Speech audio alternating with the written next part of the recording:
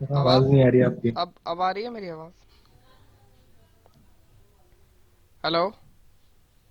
हाँ सर, अब आ रही है। ठीक यस है, सर, आ रही है। शुरू करते हैं। पहले तो एक चीज मुझे बता दो कि मैं देखो अभी स्क्रीन को शेयर कर रहा हूँ। ठीक है, अभी आपको सबलाइम टेक्स्ट दिख रहा है? हाँ, सब लाइन दिख रहा है। अच्छा, अब मुझे बताओ, जी गूगल, सर। इस वक्त गूगल क्रोम दिख रहा है इस वक्त? नहीं सर, गूगल क्रोम नहीं दिख क्या रहा। दिख रहा है अभी आपको? सब लाइन। इस वक्त भी सबलाइम ही दिख रहा है। तो फिर मुझे ना बार बार शेयरिंग करनी यस पड़ेगी। सर। ये होगा।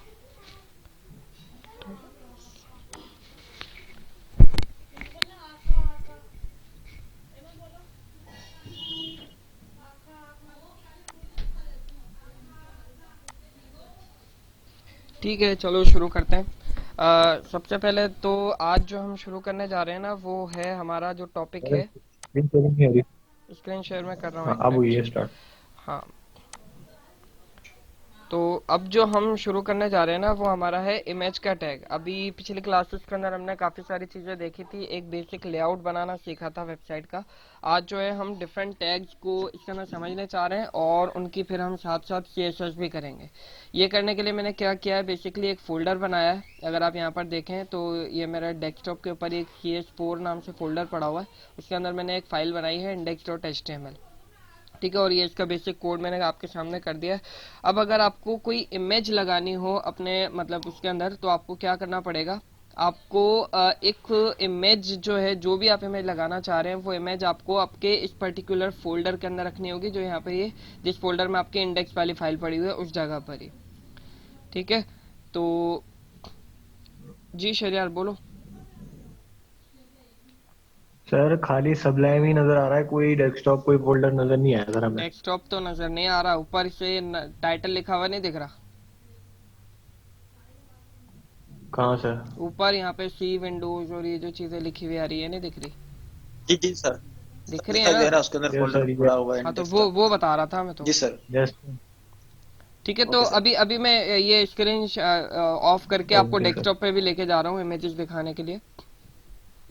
तो अब मैं ये कहना चाह रहा था कि ये जो पर्टिकुलर फोल्डर है, जो ठीक सी है। एस फोर आपको नजर आ रहा है, इस CS4 फोल्डर के अंदर आपके पास जो भी इमेज आप अपनी वेबसाइट में इस्तेमाल करना चाह रहे हैं, वो इसी पर्टिकुलर फोल्डर के अंदर होनी चाहिए।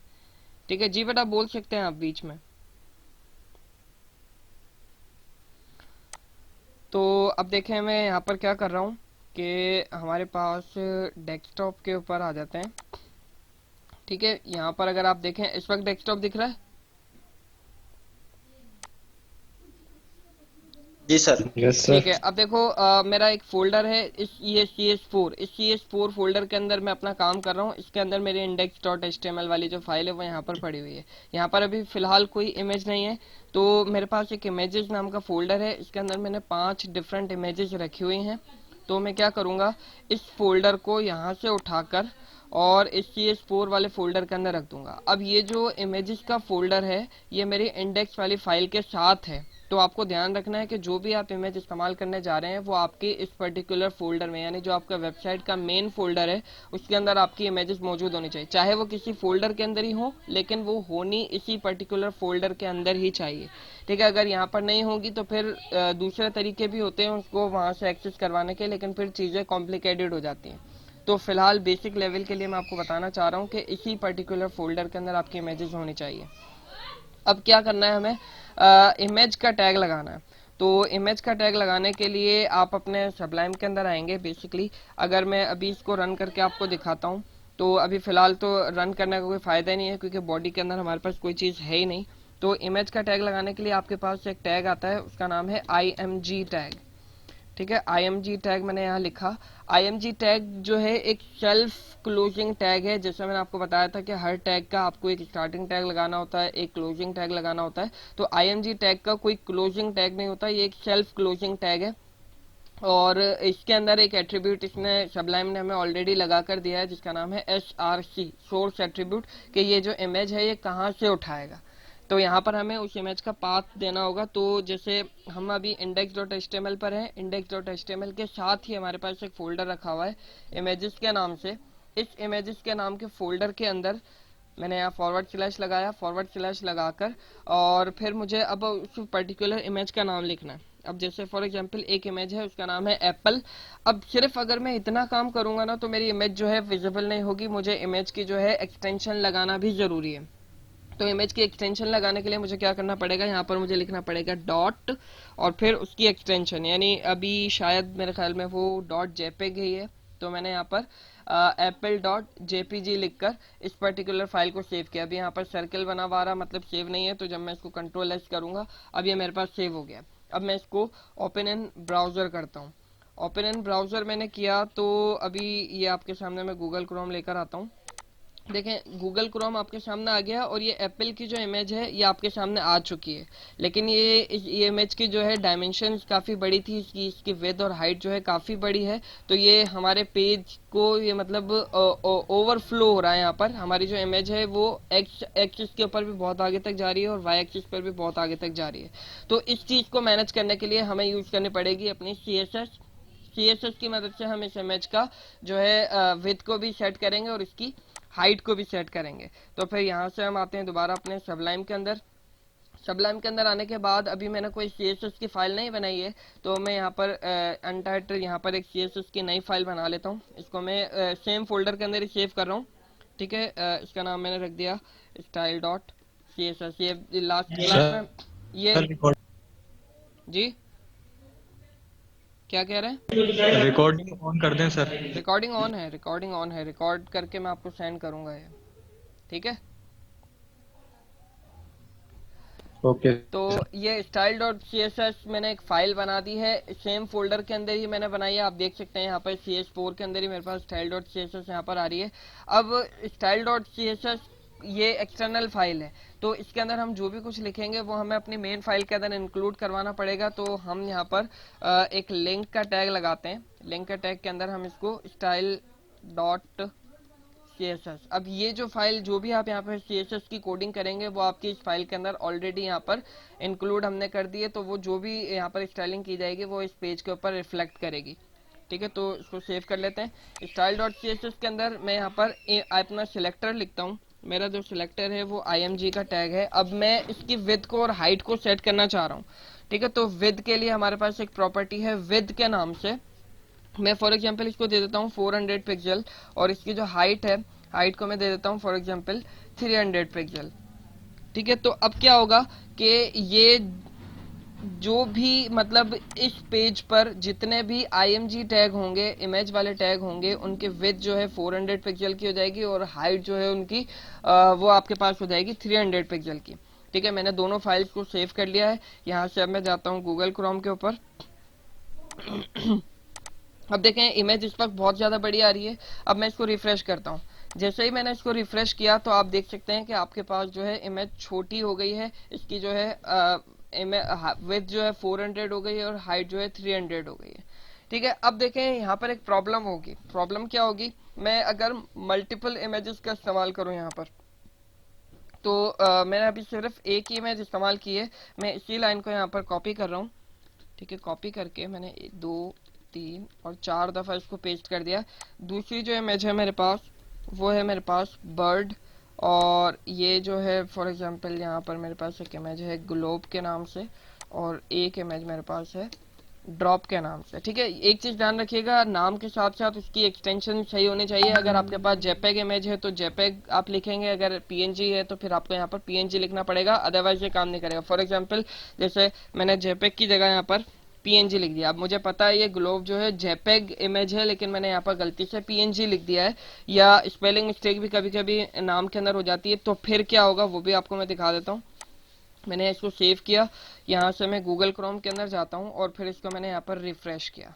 अब देखें एप्पल वाली इमेज आ गई, बर्ड वाली इमेज आ गई, ये ग्लोब वाली इमेज है। अब इसने इसकी विड्थ और हाइट की डायमेंशन को तो सेट कर दिया है, लेकिन क्योंकि इसकी जो है एक्सटेंशन गलत लिखी हुई थी, तो ये इमेज हमें यहाँ पर शो नहीं कर रही है। ये ब्राउजर हमें दिखा रहा है कि ये जो पर्टिकुलर जगह है ये इमेज के लिए है, लेकिन इसको वो इमेज मिली ही नहीं जो हमने यहाँ पर लिखी थी।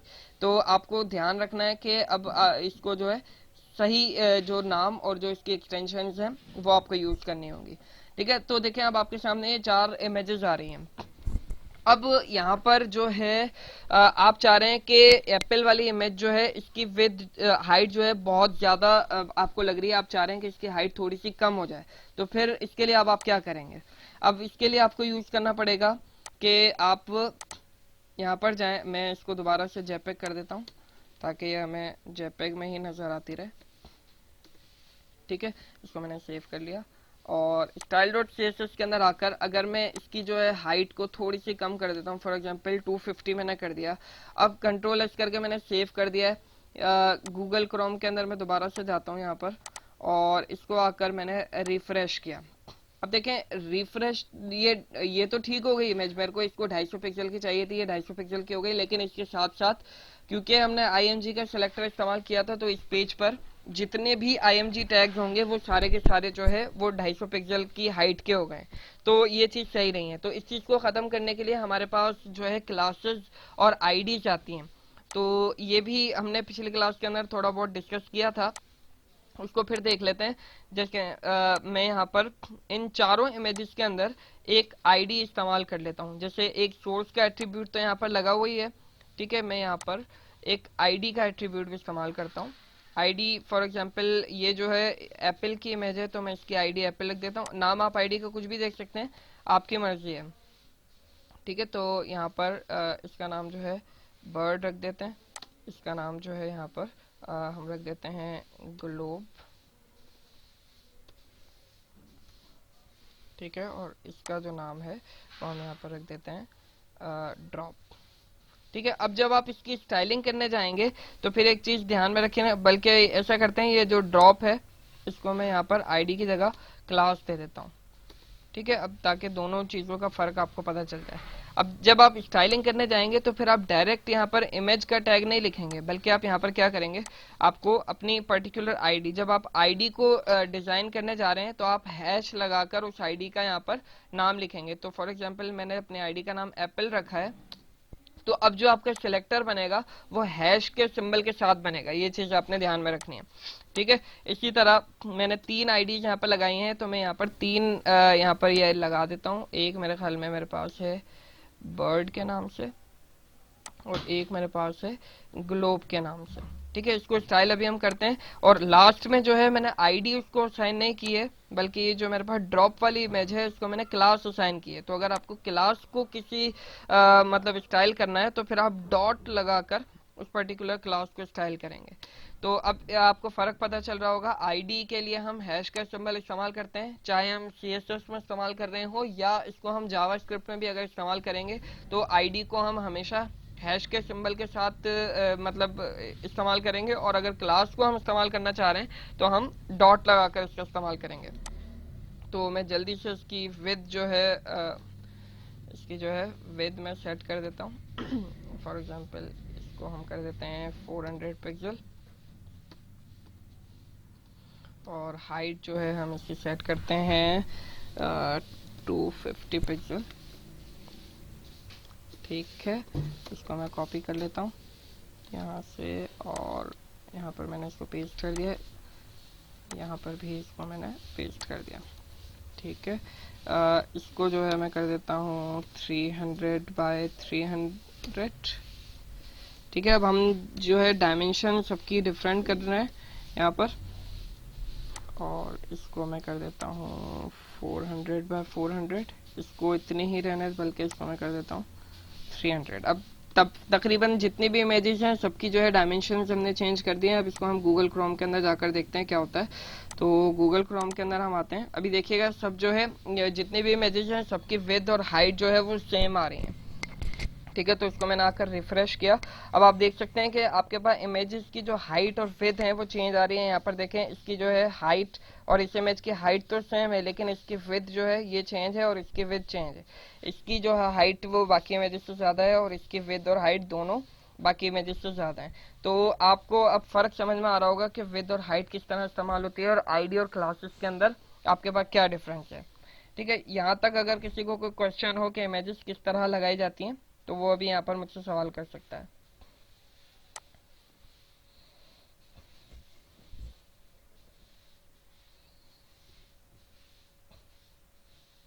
सर आईटी सर आईडी और क्लास में क्या फर्क है सर? आईडी और दोनों एक ही क्लास के जैसे अंदर काम कर रहे देखें, हैं। मेरी बात सुने, आईडी और क्लास के अंदर बेसिकली बहुत बड़ा फर्क है। देखो, आप स्टूडेंट्स हैं, आप सबकी एक पर्टिकुलर आईडी है, आपको एक रोल नंबर असाइन किया जाता है ताकि आप बाकी लोगों से यूनिक हो जाएं। तो अगर आपके पास कोई ऐसी चीज है वेबसाइट के अंदर जो आप चाह रहे हैं कि वो यूनिक रहे और बाकी जो दूसरी चीजें हैं वो उसके अंदर रिफ्लेक्ट ना करें, बाकी जो दूसरे एलिमेंट्स हैं वो उसके साथ मिक्स अप ना हो जाए, इसीलिए आप किसी पर्टिकुलर एलिमेंट को आईडी असाइन करते हैं। ठीक है, और क्लास आप मल्टीपल लोगों को मिलाकर बनाते हैं, यानी आप एक क्लास बनाते हैं। फॉर एग्जांपल देखो, मैं यहाँ पर एक है ना ये एक मिनट में आपको स्क्रीन शेयर करके इसको थोड़ा सा एक्सप्लेन कर दूं। ये कहाँ गया, स्क्रीन को शेयर किया, सबलाइम के अंदर आ गया। अब देखो, यहाँ पर मैं इन सबको हटा रहा हूँ थोड़ी देर के लिए और इमेज के टैग्स को भी हटा रहा हूँ। यहाँ पर देखो, मैं एक क्लास बनाता हूँ। ठीक है, अभी ये क्लास मैंने अपनी वेबसाइट के अंदर इस्तेमाल नहीं की है, बल्कि क्लास में लिखना, इसका नाम हमें रखना होगा। इसका नाम मैं रख देता हूँ रेड के नाम से। ठीक है, और यहाँ पर मैं दे देता हूँ बैकग्राउंड कलर रेड। अब क्या होगा, ये रेड दे दिया और बल्कि इसको मैं एक दफा और कॉपी कर लेता हूँ और यहाँ पर हम एक ब्लू ले लेते हैं और रेड बैकग्राउंड कलर इसका मैं ब्लू दे देता हूँ। ठीक है, index.html के अंदर आ जाते हैं। मैं इमेजेस को थोड़ी देर के लिए हटा रहा हूँ। ठीक है, अब यहाँ पर मैं एक पैराग्राफ लिखता हूँ 100 का। ये अभी जिस तरह मैं लिख रहा हूँ ना, ये आपके पास काम नहीं करेगा। मैंने सबलाइम के अंदर जो है एक प्लगइन आता है एमेट के नाम से, वो इसमें इंस्टॉल किया हुआ है, इसीलिए ये मेरे पास पैराग्राफ इस तरह करके लाके दे रहा है। तो अगर आपको कोई टेक्स्ट चाहिए तो आप कहीं से भी उठाकर इसके अंदर यहाँ पर डाल सकते हैं। ठीक है, मैंने एक पैराग्राफ का टैग यहाँ पर उठाया और एक यहाँ पर मैंने लाकर पेस्ट कर दिया। ठीक है, इसको मैंने कॉपी किया, यहाँ लाकर पेस्ट किया 3 दफा। ठीक है, अब ये जो पी टैग है ये अभी सिमिलर नजर आएंगे अगर आप इसको वेबसाइट पे देखेंगे, क्योंकि इसके ऊपर कोई भी स्टाइलिंग आपने अप्लाई नहीं की है। ठीक है, अगर मैं यहाँ पर एक क्लास लगा दूं जिसका नाम है रेड, अब रेड को आपने style.css के अंदर स्टाइल किया हुआ है। ठीक है, सिमिलर क्लास को मैं यहाँ से उठाकर दूसरे पैराग्राफ के ऊपर भी लगा दूं। ठीक है, अब मैंने इसको सेव कर लिया है और मैं अब इसको मतलब यहाँ से जाता हूँ गूगल क्रोम की तरफ, शेयरिंग, और ये गूगल क्रोम, ये गूगल क्रोम के ऊपर आकर मैंने इसको रिफ्रेश किया। अब देखें, ये वाले जो दो आपके पास पैराग्राफ आ रहे थे, इन दोनों का कलर जो है आपके पास बेसिकली रेड हो गया है। तो अगर आप मल्टीपल चीजों के ऊपर सेम स्टाइलिंग लगाना चाह रहे हैं तो आप एक ही स्टाइल उसका बना देते हैं। ठीक है, फिर उस स्टाइल को आप उस पर्टिकुलर क्लास को आप उस एलिमेंट को असाइन कर देते हैं जिसको आपने असाइन करना है। आईडी का काम भी यही है। अब देखें, मैं आपको यहाँ पर अगर मैं करके दिखाऊं, आईडी भी बिल्कुल एग्जैक्ट सेम काम करती है। मैं यहाँ पर सबलाइम टेक्स्ट के अंदर आता हूँ। यहाँ पर जैसे मेरे पास आईडी हमने, बल्कि मैंने आईडी यहाँ रखी है, नहीं रखी, इसको मैं एक आईडी बना देता हूँ हैश ब्लू करके। ठीक है, तो यहाँ पर हम आईडीज को असाइन करते हैं ब्लू और आईडी यहाँ पर हम यूज करते हैं ब्लू। ठीक है, अब मैंने इसको सेव किया और मैं आपको गूगल क्रोम की तरफ लेकर चलता हूँ। 1 मिनट, गलती हो गई है, मैंने CSS को सेव नहीं किया है। यहाँ आकर मैंने इसको सेव किया और अब जब हम इसके ऊपर आकर गूगल क्रोम की तरफ आकर इसको रिफ्रेश करते हैं तो देखें अब काम क्या हुआ, आईडी ने भी एग्जैक्ट सेम काम किया है। पहले जब हमने क्लास असाइन की थी रेड वाली तो उसका कलर रेड हो गया था। अब हमने इसको आईडी असाइन की है ब्लू वाली, तो इसका ये सेम काम हो गया। बस देखो आपको दिमाग में ये रखना है कि आईडी का जो लफ्ज है वो बेसिकली किसी पर्टिकुलर एलिमेंट को यूनिक करने के लिए इस्तेमाल किया जाता है। अगर आप सीएसएस के अंदर डिजाइनिंग कर रहे हैं तो प्रोफेशनल तरीका यही होता है कि आप हमेशा क्लासेस बनाकर उस पर्टिकुलर एलिमेंट्स को डिजाइन करें।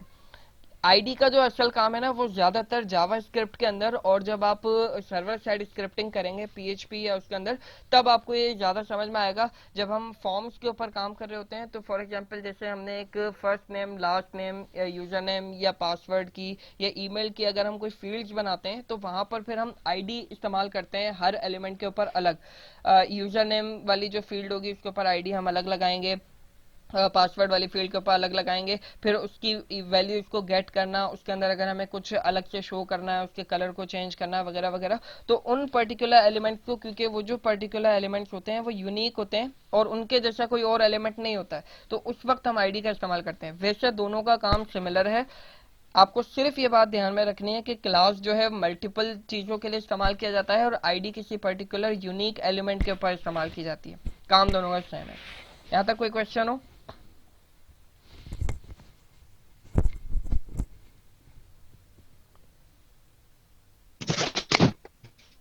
No sir.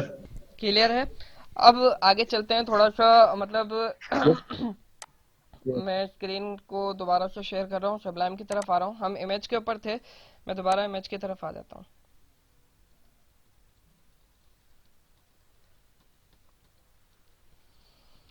इतने सारे इमेजेस की हमें ज़रूरत नहीं है, मैं सिर्फ अभी एक एप्पल वाली जो इमेज है सिर्फ इसको ही रख लेता हूँ, और 300 बाई 250 ठीक है। index.html के ऊपर भी हम यहाँ पर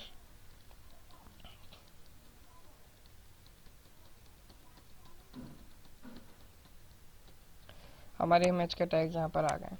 अब देखें क्या होता है, अगर आप अपनी कोई भी इमेज को इस्तेमाल करते हैं। जी फैजुल्ला बोलो।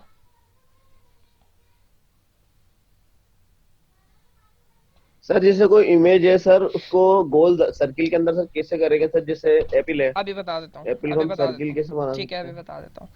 अब देखो एप्पल है, इसके ऊपर हमारा आईडी लगा हुआ है। फिलहाल मैंने जैसे आपको कहा तो आप क्लास बनाकर इसके ऊपर काम करें, ठीक है। तो क्लास का नाम मैं रख देता हूँ माय इमेज रख दें, या कुछ भी आप रख सकते हैं नाम, तो ठीक है ना। अब जैसे इन्होंने कहा कि इसको सर्किल कैसे करेंगे, तो सर्किल करना बहुत ही आसान है। इमेज को आपने कोई भी क्लास दे दी है, या आप आईडी के ऊपर काम करना चाहें तो आप आईडी के ऊपर भी कर सकते हैं, ठीक है। यहाँ पर एक प्रॉपर्टी आपके पास आती है जिसका नाम है बॉर्डर रेडियस। बॉर्डर रेडियस के अंदर आप देते हैं इसको फॉर एग्जांपल जितना आपको इसको गोल करना चाहते हैं। अगर आप सिर्फ इसके जो एजेस हैं सिर्फ उसको कर्व करना चाहते हैं तो आप इसके अंदर कम वैल्यू देंगे। जैसे फॉर एग्जांपल मैंने यहाँ पर 50 पिक्सल दे दिया, ठीक है। अब यहाँ पर आकर मैं इसको गूगल क्रोम, ये रहा गूगल क्रोम के ऊपर आकर रिफ्रेश करते हैं। ये क्या हुआ इसके ऊपर? अच्छा सॉरी, मैंने क्लास का नाम चेंज कर दिया, मैंने सीएसएस में उसको चेंज नहीं किया। तो यहाँ पर मुझे लिखना पड़ेगा माय इमेज, ठीक है। इसको मैंने सेव किया और शेयरिंग पर आकर यहाँ पर गूगल क्रोम पर आकर मैंने इसको रिफ्रेश किया। अब आप देख रहे होंगे कि इसके जो एजेस हैं वो बॉर्डर रेडियस एक प्रॉपर्टी है जिसकी मदद से ये ऐसे हो गए। अगर आप इसको बिल्कुल ही सर्किल के अंदर लेकर आना चाह रहे हैं तो फिर आप क्या करेंगे, इसको परसेंटेज के अंदर वैल्यू देते हैं। परसेंटेज के अंदर वैल्यू से मेरे क्या मतलब है, ये जो यूनिट्स हमारे पास होते हैं ये डिफरेंट तरीके के होते हैं। अभी तक हमने जो देखा है सिर्फ पिक्सल को ही देखा है, तो यहाँ पर एक यूनिट, अभी मैं परसेंटेज की तरफ ही आ रहा था, मैंने यहाँ पर बॉर्डर रेडियस 50% दे दिया है। तो इसको मैंने कंट्रोल एस करके सेव किया और यहाँ से हम गूगल क्रोम पर दोबारा चलते हैं। यहाँ पर आकर मैंने इसको रिफ्रेश किया तो फिर अब आपको ये नज़र आ रहा होगा कि ये बिल्कुल सर्किल है। अच्छा अभी भी ये कंप्लीट सर्किल आपको नज़र नहीं आ रहा होगा क्योंकि हमने इसकी हाइट जो है इसकी विड्थ से कम रखी हुई है। तो अगर आपको एक्यूरेट सर्कल चाहिए तो फिर आपको इसकी विड्थ को और हाइट दोनों को बराबर करना पड़ेगा। तो इसके लिए मैं यहाँ पर 300 बाय 300 कर दूं इसको, तो फिर आप यहाँ पर देख सकते हैं कि आपको एक एक्यूरेट सर्कल नज़र आ रहा होगा। तो सर्किल करने के लिए ज़रूरी नहीं है कि आप इमेज को ही सर्किल करने की बात करें। अब ये बिल्कुल एक्यूरेट आपको पूरा का पूरा सर्किल नज़र आ रहा होगा 360 डिग्री वाला। तो जरूरी नहीं है कि आप सिर्फ इमेज को ही आप सर्किल करें, आप कोई भी एक डिव बना सकते हैं। उस डिव को आप अगर बैकग्राउंड कलर दे दें और फिर उस डिव के एजेस को आप थोड़ा सा कर्व करना चाह रहे हैं तो वहां पर भी आप बॉर्डर रेडियस लगा सकते हैं। 10 पिक्सल का लगा लें, 20 पिक्सल का लगा लें, ज्यादा करना है तो आप 50% करके उसको कंप्लीट राउंड भी कर सकते हैं। तो ये सिर्फ बॉर्डर रेडियस की प्रॉपर्टी है। अच्छा, अब इस थैंक इमेज यू सर, को थैंक यू सर। अब इस इमेज को मैं थोड़ा सा बड़ा कर रहा हूँ, ये मुझे बहुत ज़्यादा छोटी इमेज लग रही है, तो मैं इसको 700 बाय 600 की इमेज कर रहा हूँ। बॉर्डर रेडियस से भी मुझे नहीं चाहिए, फिलहाल के लिए मैं इसको हटा रहा हूँ। और अब इसको हम देखते हैं। मैंने इसको यहाँ से स्क्रीन को शेयर किया, यहाँ पर आकर मैंने इसको रिफ्रेश किया। अब आपके सामने ये इमेज नजर आ रही है। अगर मैं यहाँ पर इस इमेज को छोटा, मतलब गूगल क्रोम नजर आ रहा है इस वक्त, स्क्रीन को छोटा किया है मैंने अपनी। जी सर, दिख रहा है। अब देखो मैं स्क्रीन को छोटा कर रहा हूँ ना, तो ये इमेज अपनी जगह से हिल नहीं रही है, बिल्कुल ही उतनी है। अगर देखो फुल स्क्रीन के ऊपर अगर मैं हूँ अभी तो ठीक है, ये कंप्यूटर की स्क्रीन है। अगर मैं इसको और छोटा करता हूँ, अभी ये टैबलेट की स्क्रीन जितना कुछ मेरे पास ब्राउजर की विंडो हो गई है, और अगर मैं उससे भी छोटा करूँ तो ये मोबाइल की स्क्रीन हो गई है। अब अगर मोबाइल की स्क्रीन के ऊपर आपकी इमेज जो है इस तरीके की नजर आएगी तो फिर ये बात तो सही नहीं है। तो उस चीज को मतलब खत्म करने के लिए हमारे पास एक तरीका है कि आप इमेज की जो विड्थ और हाइट है उसको आप पिक्सल के अंदर ना दें, बल्कि उसको आप परसेंटेज के अंदर दें। परसेंटेज के अंदर देने से आपको क्या फायदा होगा? देखो मैं आपको दिखाता हूँ। जैसे अभी मैंने 700 पिक्सल और 600 पिक्सल दिया है, तो आप इसको पिक्सल्स के अंदर ना दें, बल्कि आप इसको परसेंटेज के अंदर दें। मतलब इधर फॉर एग्जांपल मैंने लिख दिया 40%। अब देखो परसेंटेज 1 से लेकर 100 तक ही हो सकती है, आप इससे ज्यादा इसकी वैल्यू को बढ़ाएंगे तो फिर वो आपकी स्क्रीन से बाहर की तरफ चली जाएगी। 1 से लेकर 100 तक का मतलब ये है कि आपकी स्क्रीन के वो 100 पार्ट्स कर देगा। परसेंटेज में देने का मतलब ये होता है कि आपका जो ब्राउजर है वो आपकी स्क्रीन को 100 पार्ट्स में डिवाइड कर देगा। 40% स्क्रीन के ऊपर आपकी इस इमेज की विड्थ पूरी की पूरी आ जाएगी। और हाइट को आप यहाँ पर अगर क्योंकि हाइट का हमें नहीं पता होता कि इमेज की हाइट कितनी है, तो वो ऑटो हम यहाँ पर लिख देते हैं। जब हम हाइट को ऑटो लिखते हैं तो इसका मतलब ये है कि जैसे जैसे उसकी विड्थ बड़ी या छोटी होगी उसके हिसाब से वो हाइट को ऑटोमेटिकली खुद ही मैनेज करता रहेगा। ठीक है, तो ये इमेज को रिस्पॉन्सिव करने का तरीका है कि आप इमेज को किसी भी डिवाइस की विड्थ के ऊपर खोलें तो वो आपको बिल्कुल एक्यूरेट नजर आए। मोबाइल के हिसाब से वो छोटी हो जाए और बड़ी स्क्रीन के हिसाब से वो ऑटोमेटिकली बड़ी हो जाए। तो यहाँ पर मैंने विड्थ दी है 40%, यानी स्क्रीन का 40% ये इमेज ले लेगी और हाइट उसकी ऑटोमेटिकली सेट होगी। तो मैं इसको यहाँ पर शेयर को ऑफ करके यहाँ आकर मैंने इसको रिफ्रेश किया। अब देखें ये 40% ऑफ द स्क्रीन के ऊपर आ रही है। मैं इसको यहाँ से छोटा करता हूँ, अभी भी देखो ये ऑटोमेटिकली स्क्रीन छोटी हो गई। पहले जब हमने इसको पिक्सल में दिया था तो ये यहाँ पर छोटी नहीं हो रही थी, बल्कि जितनी साइज की इमेज वहां पर सेट की गई थी पिक्सल के अंदर वो उतनी ही आ रही थी। अब अगर जैसे जैसे आप इसको बड़ा करते जाएंगे या छोटा करते जाएंगे, ये 40% ऑफ द स्क्रीन के ऊपर ऑटोमेटिकली आपके पास नजर आती रहेगी। तो होपफुली आपको समझ में आ गया होगा। ये बिल्कुल 100% सही तरीका नहीं है इमेज को रिस्पॉन्सिव करने का। इमेज को रिस्पॉन्सिव करने के और भी बहुत सारे डिफरेंट तरीके हमारे पास हैं और इससे भी बेहतर तरीके हैं, लेकिन एक तरीका ये भी है। अच्छा, अब बहुत सारे लोगों को ये प्रॉब्लम होती है कि सर हम पूरी स्क्रीन के ऊपर अपने इस इमेज को दिखाना चाह रहे हैं। जैसे आपने देखा होगा कि कभी कभी वेबसाइट के ऊपर एक बड़ी सी इमेज लगी हुई होती है, तो उसके लिए क्या करना होगा? उसके लिए कुछ भी नहीं, कोई मुश्किल काम नहीं है। आपको सिर्फ और सिर्फ ये करना होता है कि इमेज की जो हाइट है उसको आप 100% कर दें, यानी फुल स्क्रीन के ऊपर ये जो इमेज है ये ऑटोमेटिकली फुल स्क्रीन के ऊपर आ जाएगी और इसकी हाइट जो है ऑटोमेटिकली सेट हो जाएगी। फाइल को सेव करके हम गूगल क्रोम की तरफ चलते हैं। यहाँ पर आकर अब मैंने इसको रिफ्रेश किया, तो अब आप ये देख सकते हैं कि ये जो है मेरे पास फुल स्क्रीन के ऊपर। अच्छा, एक चीज यहाँ पर मैं आपको पॉइंट आउट कर देता हूँ कि ये जो आपके पास स्पेस आ रहा है ये बॉडी की वजह से आ रहा है, क्योंकि बॉडी के अंदर डिफॉल्ट में पैडिंग और मार्जिन जो है लगी हुई होती है। तो इस चीज को भी अगर आप खत्म करना चाह रहे हैं तो आप सिंपली क्या करेंगे, यहाँ से बॉडी का एक सिलेक्टर बनाएं,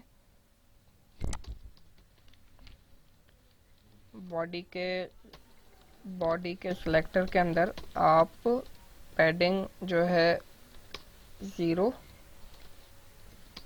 और मार्जिन को भी आप यहाँ से 0 कर दें। तो मार्जिन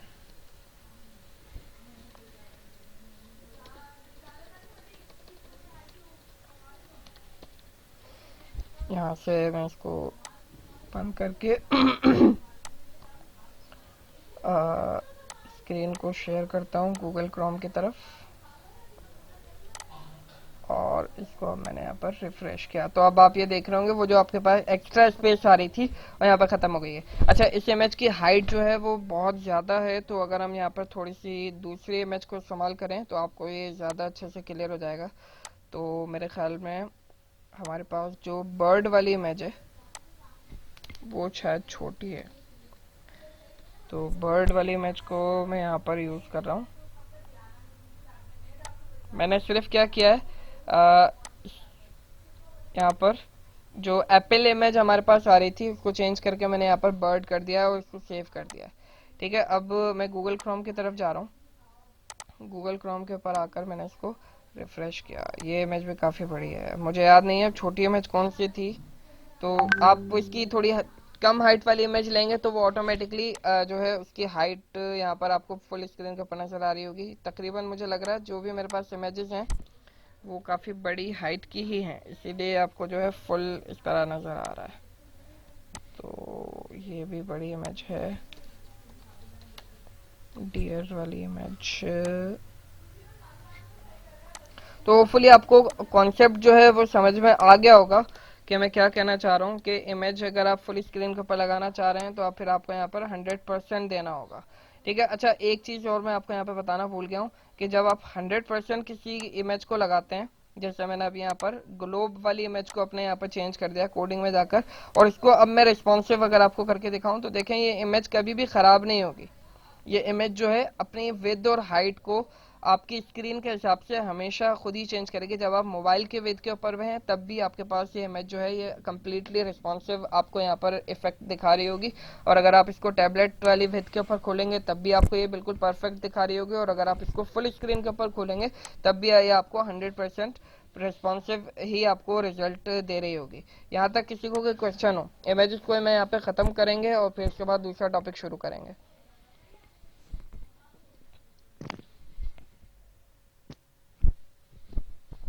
ना सर, कोई क्वेश्चन सर जी जी आदिल बोलो। सर जिस तरह हमने इमेज को रिस्पॉन्सिव करा है, अब इमेज के साथ हमें कोई ऐसा साइड बार लगाना होगा टेक्स्ट वगैरह, उसको भी ऐसे ही रिस्पॉन्सिव कर सकते हैं? नहीं, इस तरह बाकी चीज़ें रिस्पॉन्सिव नहीं होंगी क्योंकि परसेंटेज जो है वो हर एलिमेंट के साथ काम नहीं करती है। परसेंटेज बहुत सारे एलिमेंट्स के साथ काम जरूर करेगी। रिस्पॉन्सिवनेस किस तरह होती है ये मैं आपको बूट स्ट्रैप की जब क्लासेस होंगी तो बूट स्ट्रैप के अंदर मैं आपको हर चीज़ को रिस्पॉन्सिव बनाना सिखाऊंगा। जितने भी आपके पास मेन्यूज होंगे या जितने भी पैराग्राफ्स, हेडिंग्स, टेक्स्ट को, इमेजेस को, या आप कोई भी डिव बना रहे हैं उसको रिस्पॉन्सिव कैसे बनाना है वो हम सब सीखेंगे। ये सिर्फ आपको एक ट्रिक मैंने बताई थी कि ये करने का भी हमारे पास एक पॉसिबल तरीका है। ठीक है, रिस्पॉन्सिवनेस के बारे में ठीक हम है बाद सर। में बहुत डिटेल में बात करेंगे। Okay sir. ठीक है, तो अब मेरे ख्याल में मैं क्लास को यहाँ पे वाइंड अप कर रहा हूँ। आज ही के दिन में आपको जो है, अच्छा एक मिनट बस मुझे देना।